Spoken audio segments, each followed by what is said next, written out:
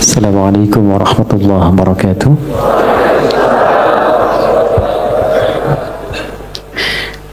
Alhamdulillahi rabbil alamin.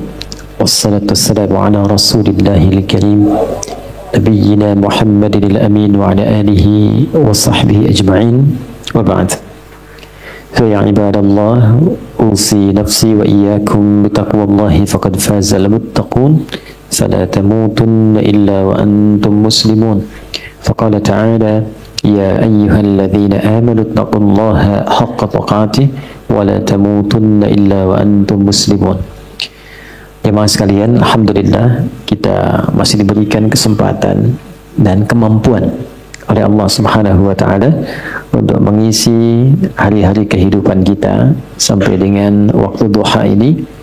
Semoga Allah Subhanahu wa taala memberkahi kehidupan kita dan aktivitas kita sampai dengan di pagi hari ini. Memohon doa itu begitu penting. Dan bagi insan beriman itu tak putus dengan doa. Jadi ciri insan beriman itu setiap aktivitas kegiatannya akan selalu lekat dengan doa. Karena doa itu nanti punya dua fungsi utama. Yang pertama, senantiasa melekatkan kita agar terhubung dengan Allah di setiap kegiatan. Dengan keterhubungan itu, nanti ada dua feedback yang didapatkan. Pertama adalah perhatian Allah kepada seluruh aktivitas yang kita kerjakan. Karena itu, menjadi fitrah manusia, apapun yang dikerjakan bila menemukan kesulitan. Nah ini, biasanya berdoa kan ya? Mau ujian, berdoa ya. Bapak mau tes jabatan, berdoa. Ibu masukkan anak sekolah, berdoa ya. Nah, ciri beriman itu tidak nunggu ada masalah baru doa. Kalau itu biasanya cirinya fitrah manusia. Manusia itu begitu sulit minta, sudah dikasih mudah lupa. Nah, ya? Dan kalau sudah lupa salah. Kalau salah nggak pengen dihukum. Makanya Allah Maha tahu tuh doanya, Rabbana la tu'akhirna in nasina au, ya Allah kalau kami lupa atau salah jangan dihukum, ya kan? Nah, untuk mencegah supaya nggak lupa dan salah, berusaha terkoneksi dengan Allah. Karena itu semua kegiatan kita itu seluruhnya bersandi dengan doa. Tidak ada satupun kegiatan yang tidak ada doanya. Silahkan dicek. Dan itu cuma di Islam. Cuma di Islam. Yang doanya bukan direka-reka ya. Tapi memang betul diberi petunjuk sesuai dengan konteks. Karena itu doanya itu selalu senafas dan selaras dengan kegiatan. Coba antara bangun tidur dengan akan tidur. Sama nggak doanya? Beda kan ya? Padahal aktivitasnya terkait tidur. Yang satu bangun, yang satu tidur, akan tidur. Tapi doanya beda. Dan itu doanya bisa serupa, nggak dikarang-karang. Jadi baik yang di Arab, di tanah suci, ataupun di sini, di tanah kusir, doanya sama. Ya kan? Sama kan ya? Baik ya, mau di Chicago, di Amerika, di Chicago, di Bandung, sama. Ya kan? Di Singapura, di Singaparna, di Tasik, sama. Dan semua ada doanya. Ini ingin memberikan kesan bahwa satu, agama ini agama yang benar. Ya, kalau reka-reka manusia, setiap manusia pasti punya versinya sendiri. Pasti itu. Dan bahasanya mungkin bisa masing-masing. Yang Padang pakai bahasa Padang, yang Betawi pakai bahasa Betawi. Tapi kok bisa semua doanya itu semua sama? Dan yang kedua dahsyatnya, itu sumbernya pun bisa diteliti dan menuju pada sosok yang sama. Yaitu dari Rasulullah Sallallahu Alaihi Wasallam. Semuanya tersambung. Ini menunjukkan bahwa agama ini benar, Rasulnya benar, kemudian pedomannya pun benar. Dan yang paling menarik, tidak ada satupun yang berdoa benar doanya kecuali dia mendapatkan kesuksesan sesuai dengan konteks doanya. Selalu begitu. Dulu orang-orang yang hidup di zaman Nabi dibimbingnya kan lewat doa. Nah, doa itu yang pertama tadi fungsinya mengoneksikan kita dengan Allah sehingga Allah memberi perhatian. Memberi perhatian lebih. Anda yang sering berkoneksi kan dapat perhatian kan? Ya, sering terhubung dengan ibu dapat perhatian dari ibu. Terhubung dengan ayah, dapat perhatian dari ayah. Terhubung dengan Allah, diperhatikan oleh Allah. Kalau Allah sudah perhatikan, apa yang susah bagi Allah? Ini yang menjadikan orang-orang yang dekat dengan Allah cenderung mendapat kemudahan. Ya, dan tidak harus jadi ustadz. Silahkan jadi apapun, pebisnis silahkan yang baik-baik, arsitek silahkan, jadi pilot silahkan. Cuma satu, dekati Allah. Supaya aksesnya dibuka, kemudahan didapatkan. Kalau Anda champion di pekerjaan, juara, bagus, rumah mewah, kendaraan banyak, tapi masalah kecil di rumah nggak pernah selesai. Coba dicek, mungkin bukan karena kurang banyak hartanya, bukan karena kurang tinggi kedudukan, mungkin kurang dekat dengan Allah. Itu poinnya. Karena itu seringkali banyak persoalan ketika dihempaskan di atas sajadah itu jadi kecil. Problem orang sekarang ingin diselesaikan oleh Allah, tapi curhatnya ke manusia. Bikin status di media sosial kan, terus minta diaminkan lagi. Aminkan ya, gitu ya. Tapi pengen dijawabnya oleh Allah, sedangkan Allah sedang memberikan fasilitas dan caranya. Nah, yang paling dahsyat itu ada orang yang persoalannya dimudahkan oleh Allah. Jadi bukan nggak punya masalah, dia memiliki persoalan bahkan yang kadarnya sama, tapi diberi kemudahan oleh Allah untuk mengatasinya, sehingga seakan-akan ringan saja. Seakan-akan ringan, bukan nggak punya masalah. Nah, karena itulah kemudian kenapa saya buka untuk membiasakan ini, karena ini ada bagian sunnah yang menipis. Ya, ada bagian sunnah yang menipis, yaitu menyertakan doa dalam setiap aktivitas. Kalau mau diteliti secara psikologi juga, itu ada pengaruh doa pada motivasi diri. Orang yang sering berdoa itu meningkat kepercayaan dirinya, motivasinya menguat, sehingga dengan meningkatnya motivasi diri itu cenderung mudah mengatasi berbagai persoalan. Ini poin pertama. Yang kedua, ini yang paling penting yang ingin saya tekankan sebelum kita memulai kajian. Bapak Ibu sekalian, di dalam Islam, doa itu bukan sekedar mengoneksikan diri dengan Allah Sang Khalik, tapi juga mengandung pedoman. Sekali lagi, mengandung pedoman dari aktivitas yang akan kita kerjakan. Itulah yang menyebabkan semua doa sesuai dengan konteks, lafadznya bisa beda-beda. Dan kalau kita teliti, ini pentingnya pemahaman. Semua isi doa itu isinya pedoman menjalani aktivitasnya. Ya, saya beri contoh begini misalnya. Tadi teman-teman kan masuk masjid ya. Doanya apa? Allahumma ftahli abwaaba rahmatik. Nanti keluar doanya apa? Allahumma inni as'aluka min fadlik. Coba lihat, kenapa doa masuk dengan keluar beda? Dan kakinya kenapa beda? Masuk kaki, keluar kaki kiri, ya. Doanya lain kan? Coba, Allahumma ftahli abwaaba rahmati. Kita terjemahkan ya. Jangan-jangan dibaca tapi nggak tahu artinya. Ya, atau dibaca tahu arti nggak tahu maksudnya. Karena ini terkait pedoman. Ya, Allahumma, ya Allah. Itu bahasa halus dari kata ya Allah itu Allahumma. Ya Allah itu sudah bahasa Arab. Ya dengan Allah. Ya Allah, itu bahasa Arab. Ya, dan itu sudah menjadi fitrah manusia. Ya, bahkan jangankan masuk masjid, kepleset aja ya Allah, ya Allah. Ya, lihat mendung ya Allah kan, ya Allah mendung. Ya kan? Lihat hujan, ya Allah hujan. Ya kan? Itu selalu itu fitrah manusia, karena sejatinya manusia itu nggak bisa lepas dari Tuhannya. Ya kan? Nah, kalau kita ingin memohon dengan menghaluskan kata itu, maka ganti katanya dengan Allahumma. Ya, jadi ya Allah kalau digabungkan jadi bentuk halus, apa namanya? Allahumma. Jadi kalau Allahumma itu bentuknya merendah, tawadhu. Jelas ya? Dia merendah sifatnya. Jadi kalau sudah menyebut Allahumma, kita merendahkan diri kita, memohon dengan kelembutan. Itu yang dimaksud di Quran surah ke-7 Al-A'raf itu di ayat 205. Wadhkur rabbaka fi nafsika tadarruan wa khifatan wa dunal jahri minal qawli. Kalau mau memohon cepat dikabul, jangan meninggi, merendah. Ya, jadi semakin kita merendah, semakin Allah meninggikan. Jadi orang yang banyak sujud, kenapa diangkat derajatnya? Karena dia banyak merendah. Semakin merendahkan dirinya, semakin Allah angkat. Balik, semakin mengangkat, semakin direndahkan. Kenapa itu? Ya, Azazil itu yang terhormat. Azazil terhormat tuh di alam langit itu terhormat. Ya, runtuh jadi iblis. dan jadi syaitan karena meninggi. Begitu dia tinggi, Allah rendahkan. Itu kan ada dialognya di Quran surah ke-7 kan, Al-A'raf ayat 12. Dibaca nggak Qurannya? Qala ma mana'aka alla tasjuda idh amartuk. Dia berkata, ana khairum minhu. Ya, qala ana khairum minhu, khalaqtani min narin wa khalaqtahu min tin.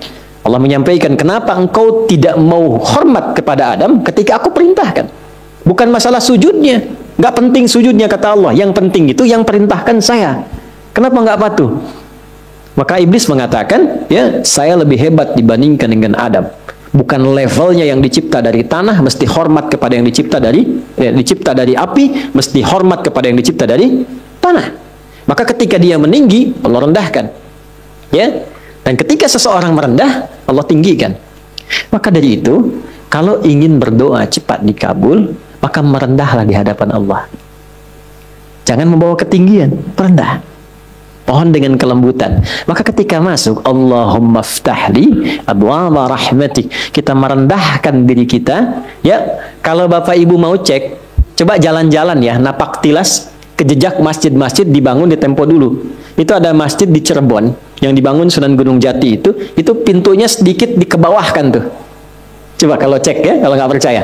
Ya, kan sedikit dikebawahkan kan? Makanya masuknya tuh agak ke bawah kan?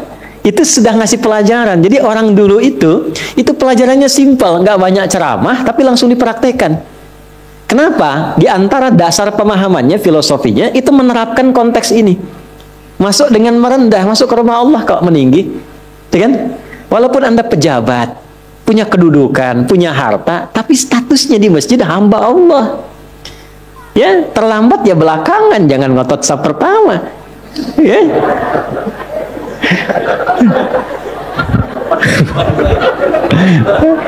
Kalau ini udah duluan tadi, udah nyambut nih. Sama. Apalagi imam di kantor. Ya, di kantor boleh jadi imam, jadi direktur. Tapi jabatan di kantor jangan samakan dengan di masjid. Babnya ada lagi. Ya. Dulu saya baru datang dari Tripoli itu, masuk pesantren, ada pejabat-pejabat itu yang tinggal pengen jadi imam. Karena merasa imam di kantor harus di masjid. Saya bilang bagus itu. Bagus. Cuman bacaannya agak kurang tepat. Sehingga telinga kadang sakit kalau dengar. Tuh kan? Saya tanya, Pak, kenapa nggak diperbaiki dulu bacaannya baru jadi imam? Justru kami jadi imam Ustadz supaya bisa diperbaiki. Saya bilang bagus itu Pak motivasinya. Jarang ada orang kayak Bapak itu. Luar biasa. Tuh, jangan direndahkan. Kan itu karena belum tahu. Orang belum tahu diberitahu, bukan dimarahi. Ya, Pak, saya kasih jalan yang cepat supaya Bapak tetap jadi imam dan kualitas makin bagus. Wah, boleh Ustadz tuh. Bapak tetap jadi imam. Nanti sebelum sholat dicek dulu Pak bacaannya. Santri nanti saya siapkan. Insya Allah begitu naik jadi imam jadi lebih bagus. Betul itu Ustadz. Nah, sambil dicek Bapak ngimaminnya duhur dan asar dulu. Biar saya yang handle maghrib, isya sama subuh gitu kan. Tapi sepakat, yang penting kan gak turun status. Ya kan? Tetap imam. Ya kan? Kadang psikologi kan begitu. Yang penting gak turun status. Dan kita mendahulukannya Bapak tetap imam, Pak. Ya kan? Nah, imamnya zuhur dan asar. Alhamdulillah. Begitu maghrib, isya dan subuh kita gantian sama santri, kualitas bacaan lebih dibagusin. Ya, begitu sudah bagus kita dorong, Pak, silahkan coba maghrib. Nggak usah lah, ini aja yang udah ada. Nah, itulah dakwah. Itulah dakwah. Nah, itu merendah. Nah, Allahumma merendah. Iftahli, mohon bukakan untukku. Personal. Kenapa coba personal, bukan iftahlana? Ya, nggak ada orang masuk masjid dia sendiri Allahumma iftahlana, nggak ada. Selalu iftahli. Saya belum pernah dengar orang masuk masjid Allahumma ftah lana, lana, nggak ada. Iftahli. Abwaab rahmatik. Li kan untuk pribadi kan. Nah, kemudian yang kedua, yang ketiga, Allahumma iftahli, yang ketiga, abwaaba. Abwaaba itu jamak dari bab. Bab itu pintu. Kok bisa jamak pintunya? Saya tanya, ibu waktu masuk ke dalam masjid lewat satu pintu atau banyak pintu? Satu pintu. Nggak ada ibu masuk balik lagi lewat sana lagi, balik, nggak ada. Satu pintu. Kok bisa masuknya satu pintu, tapi mintanya banyak pintu? Wa rahmatik. Nah, ini rahasianya. Baik. Nah, saya mau bagi sedikit sebelum kita mulai, tapi tolong catat ya. Catat betul-betul. Ini rahasia di antara kita. Bapak Ibu sekalian, rahmat itu di Quran dan juga dalam hadis setidaknya punya 3 makna utama. 1, solusi dari berbagai macam persoalan hidup. Saya ulang, solusi dari berbagai macam persoalan hidup. Itu diantaranya ditemukan di Quran surah kedua Al-Baqarah di ayat 157. Nah, munculnya ayat 157 ini ada keterkaitan dengan 155 dan 156. Persoalannya di 155, sabarnya 156, solusinya 157.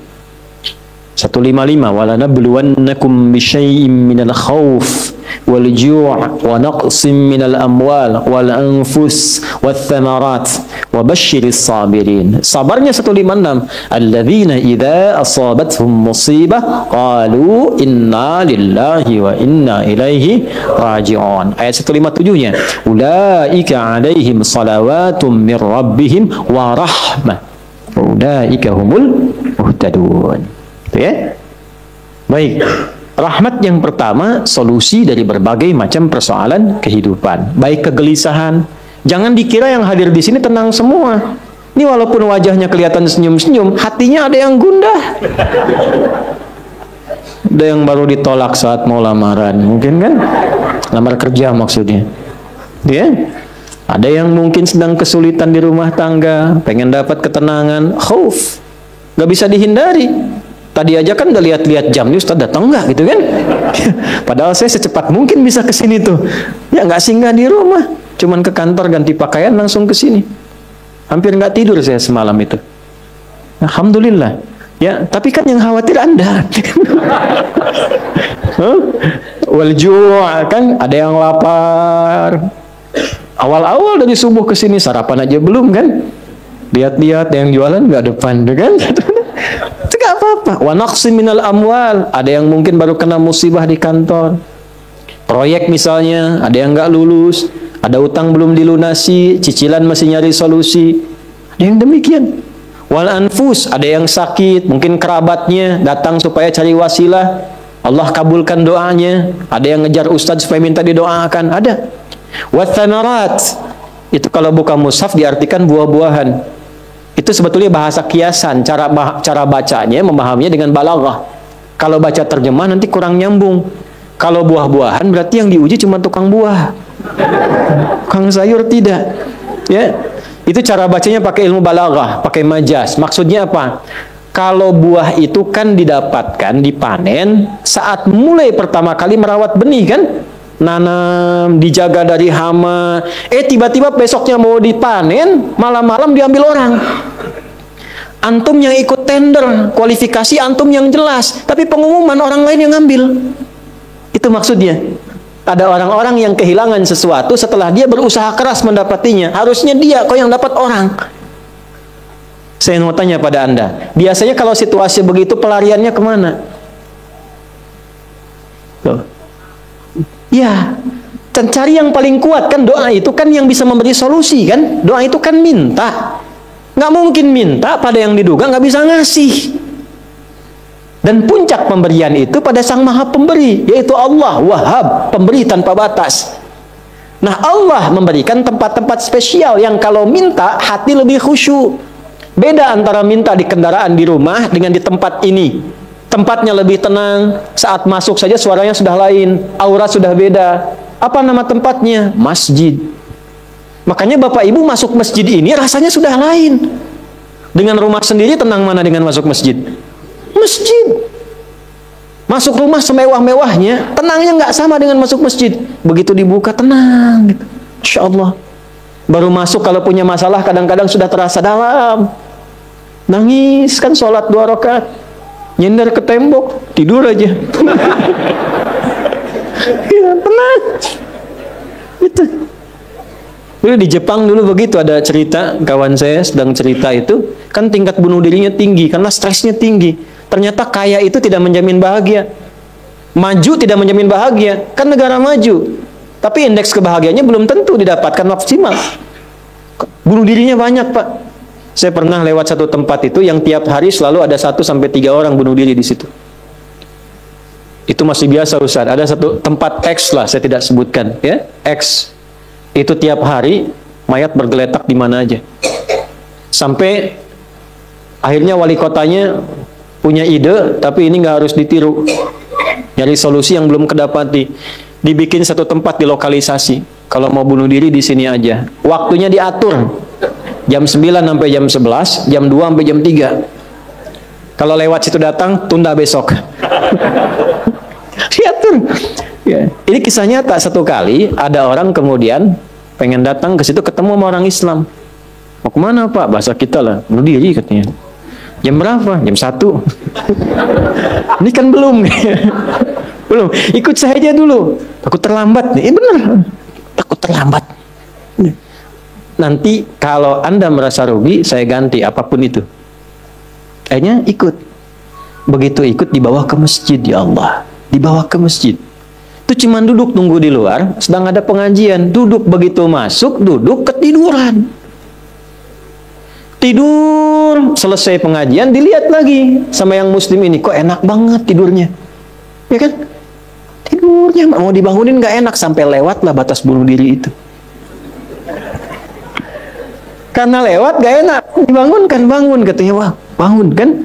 Begitu bangun, minta maaf lah si muslim, saya minta maaf betul-betul karena melihat Anda begitu nikmat tidurnya, saya tidak mampu membangunkan Anda. Ini sudah lewat jam bunuh diri katanya. Tapi menariknya kata orang ini, nggak apa-apa. Ini tempat apa katanya? Tempat apa? Ini masjid. Kenapa? Saya itu ingin bunuh diri karena saya sudah berhari-hari nggak bisa tidur. Jadi dia menyimpulkan kalau bunuh diri itu udah mati, udah tidur aja. Gitu, saking nggak bisa tidurnya. Tapi kok bisa di tempat ini bisa tidur? Dia belum kenal jamaah Andor.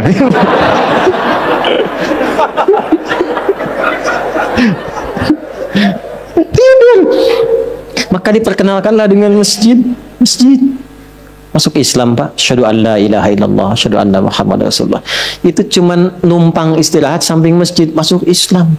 Asbabnya tidur. Tuh.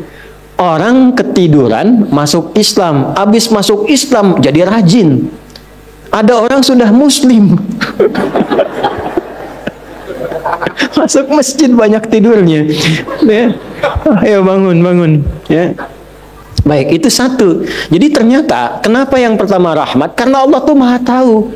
Nggak ada di antara hidup kita yang nggak punya masalah. Pasti punya persoalan. Kalau sedang ditimpa persoalan, diuji, sabar dulu. Kata Allah, terima dulu. Karena hakikat dari ujian itu untuk meningkatkan kualitas hidup. Dan nggak mungkin diuji kalau nggak mampu. Nggak mungkin. Kaidahnya kan jelas. La yukallifullahu nafsan illa. Jadi kalau ada ibu sedang diuji masalah sekarang begitu berat, memang yang mampu cuma ibu, Bu. Saya nggak mampu. Karena saya nggak mampu, saya nggak diuji. Maka berbahagialah ketika Allah lebih memilih ibu dibandingkan dengan saya. Sabar dulu. Dan hikmahnya apa? Ada nanti sesuatu yang besar di depan, yang butuh kesabaran lebih. Kalau yang sekarang nggak lulus, ke depan itu sulit untuk dihadapi.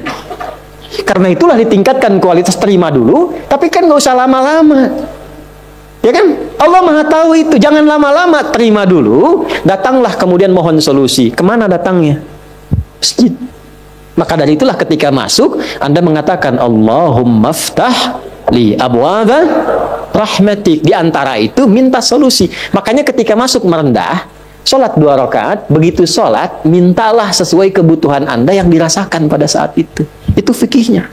Nah kalau nggak tahu fikihnya, nanti itu nggak kepake, sayang, peluang hilang. Padahal mungkin itu cara Allah untuk bisa mengabulkan apa yang kita mohon.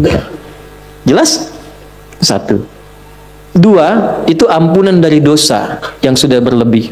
Namanya israf. Quran surah ke-39 Az-Zumar di ayat ke-53. Qul ya ibadiyalladzina asrafu ala anfusihim la taqnatu mir rahmatillah. Innallaha yaghfirudz dzunuba jami'a. Duhai hambaku, tuh masih disebut hamba. Siapa di antara kita di sini yang merasa tidak punya dosa? Boleh angkat tangan. Boleh, silakan. Saya selesai pulang. Pasti setiap kita merasa itu. Dan tidak sedikit orang-orang yang ingin taubat itu mencari tempat. Nah, tidak ada tempat yang paling ideal kecuali ke masjid. Kalaupun nggak ada orang, nggak apa-apa. Datang, masuk. Masuk, Pak. Mungkin yang menghambat rezeki itu dosa. Yang menghambat perbuatan belum bisa jadi baik, dosa. Ya, mohon maaf, dengan berbagai jenisnya. Dengan berbagai jenisnya. Maka yang terbaik apa? Datang ke masjid. Datang ke masjid. Ya. Ini kisah nyata di masa lalu. Makanya sering baca tuh yang baik-baik lah, kisah salafus saleh, orang-orang saleh di masa lalu. Ada seorang hamba rajin salatnya. Ini sahih riwayatnya, sahih. Rajin salat. Tapi yang menarik tertuliskan, ya, ketika malaikat itu mendapat informasi, ya aras tertuliskan. Ini termasuk bagian dari ahli neraka. Tapi salat. Perhatikan ya, perhatikan. Ini nanti terkait juga dengan hadis, kalau Anda baca Al-Arba'in, nomor hadis yang keempat itu. Ya, terkait dengan bab takdir. Bagaimana kemudian ikhtiar seorang hamba itu, ya, menjadikan ia berubah dari salah menjadi soleh. Dan sangat dicintai oleh Allah. Oke? Maka apa yang terjadi? Bapak Ibu sekalian, ketiba kemudian, si malaikat itu, ini kisah sahih yang sampai, lalu menyampaikan, kasihan pada orang ini, kok kelihatannya ibadah, tapi tertulis ahli neraka. Maka disampaikan dengan cara yang Allah wa'alam, apakah menyamar atau bagaimana, tuliskan, kamu kok terus-terusan sholat, padahal belum tentu baik di mata Allah, belum tentu menjadi bagian ahli surga. Perhatikan jawabannya. Tujuan saya sholat ini bukan karena surga atau neraka. Tujuan sholat ini bukan karena saya dipandang baik atau buruk, tapi tujuan sholat ini saya ingin mengagungkan Allah Subhanahu wa Ta'ala. Perhatikan. Dan nanti ini menjadi cara bagi seseorang yang ingin bertobat.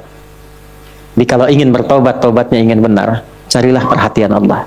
Yang penting ridha Allah. Terus saja tobat. Tobat sampai merasakan kenikmatan tersambung dengan Allah. Itu maksudnya. Jadi begitu keluar kalimat itu yang mengguncang arsy. Itu yang dijadikan oleh Allah pelajaran. Bahkan pada alam malaikat untuk mengenal bagaimana rahmat Allah itu diberikan. Mudah bagi Allah membuka, merubah, memutar, mudah. Tapi Allah ingin memberikan pelajaran bahkan di alam malaikat bagaimana kasih Allah diberikan. Begitu kalimat itu muncul, apa yang terjadi? Maka berubahlah di arsy namanya menjadi ahli surga. Ini riwayat sahih. Berubah menjadi apa? Ahli surga. Padahal Allah tuh maha mengetahui, gampang aja tinggal dirubah ahli surga, tidak. Tapi Allah ingin memberikan informasi bahkan di alam langit kepada para malaikat betapa tingginya rahmat Allah memberi kesempatan pada setiap hambanya untuk kembali kepada Allah dalam kebaikan. Dan itu disebut hamba. Disebut hamba. Karena itu Allah begitu mencintai ketika ada pelaku maksiat, dia pengen taubat, itu begitu dicintai dan statusnya naik lebih tinggi. Ini yang menyebabkan ayat ini turun. Qul ya ibadiyalladzina asrafu ala anfusihim. Ini yang menyebabkan itu menunjukkan rahmat Allah. Hai hambaku, betapa besar pun kau pernah berbuat dosa, sepanjang masih hidup belum tiba ajalmu, jangan pernah putus asa untuk mendapatkan rahmatku. Pakai rahmat. Rahmat di sini mencakup Rahman dan Rahimnya Allah Subhanahu wa Ta'ala. Karena itu kalau Anda pernah berbuat salah, kita, jangan malu untuk kembali. Kalaupun malu dilihat orang, Allah menyiapkan tempat yang tidak semua orang bisa ke situ. Datang ke masjid, mohon, minta salat 2 rakaat, minta kebaikan kepada Allah sampai hati mendapatkan ketenangan. Jelas di sini? Baik. Dan yang ketiga, ini yang paling juga banyak dimohonkan, ya. Satu, solusi. Yang kedua apa? Ampunan dari dosa yang begitu melimpah, ya. Dan yang ketiga, rahmat yang ketiga, kasih sayang yang memudahkan jalan-jalan kehidupan dunia sampai akhirat. Yang ketiga, semua kita pasti ingin mendapatkan kemudahan, kenyamanan, bukan cuma dunia, sampai dengan akhirat. Kasih Allah yang memberikan kemudahan dunia disebut dengan Rahman, kasih Allah yang memberikan kelapangan akhirat disebut dengan Rahim. Itu kita baca setiap hari, Bismillahirrahmanirrahim. Maka ketika masuk ke dalam masjid, mohonlah kepada Allah satu dari 3 kemuliaan ini. Kalau ustadznya belum datang, itu manfaat besar. Boleh jadi banyak permohonan, ayo lekatkan di situ, optimalkan. Dan di situ mungkin peluang terbesar untuk mendapatkan apa yang kita inginkan. Jadi, begitu Bapak Ibu mendapatkan satu dari 3 itu, keutamaan bukan? Keutamaan bukan? Hah? Istimewa tidak? Dalam bahasa Arab, sesuatu yang istimewa, sesuatu yang utama disebut fadlun namanya. Makanya Sulaiman alaihissalam ketika dipuji karena hebatnya, istimewanya, bisa menaklukkan awan, ya kan? Sebelum Songgoku dan Songgohan dengan awan kintonnya itu yang fiksi, Nabi Sulaiman tuh betul-betul nyata. Tapi ketika dipuji apa yang beliau katakan? Hadza min fadli Rabbi, fadlun.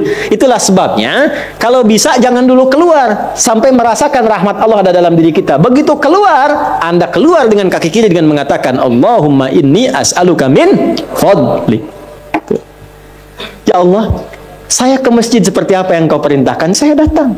Saya memohon seperti apa yang Kau tunjukkan lewat Rasulmu, saya lakukan. Ya Allah, Engkau minta ini, saya kerjakan. Engkau minta berdoa, saya doa. Kau minta alirkan air mata, aku alirkan. Maka mohon ya Allah, jangan biarkan aku keluar dari rumahmu ini, kecuali Engkau kabulkan apa yang aku mohonkan, sesuai dengan janji yang Engkau tetapkan sebagai kemuliaan darimu. Ya Allah, saya mohon kemuliaan darimu. Itu rahasianya, itulah doa. Nah, jadi kalau mau doa itu, jangan sekedar dibaca. Baca bagus, menjadi ibadah. Tapi yang paling penting, tahu isinya.